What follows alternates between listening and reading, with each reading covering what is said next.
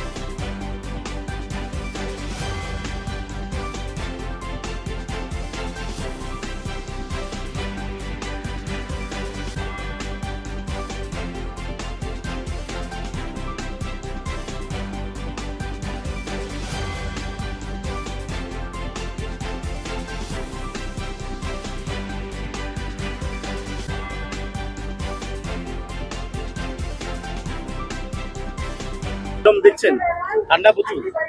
ঠান্ডা তো থাকবেই, মকর সংক্রান্তিতে ঠান্ডা থাকবে না তো কোন সময় ঠান্ডা থাকবে।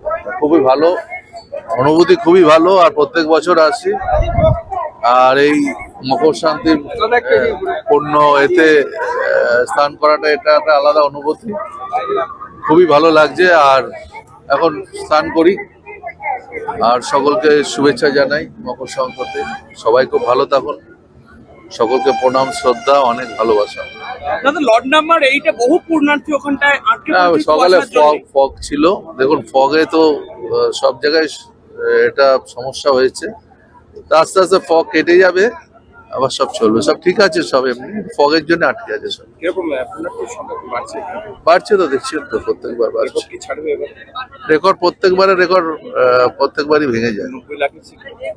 দেখা যাক কি হয়। নাকি এক কোটি? বিরোধীদের কিছু বলবেন? আজকে তো পূর্ণ স্নানের দিন। না না, এসব কথা, এইসব সব জায়গায় সব কথা বলা যায় না। এখানে এইসব কথা বলতে আসিনি আমি এসছি যারা পুণ্যার্থী তারা যাতে ভালো করে স্নান করতে পারে, তারা যাতে সবকিছু নিরাপদ তাদের থাকে, সেসব দেখবার জন্য তার সঙ্গে নিজেও স্নানটা করছি।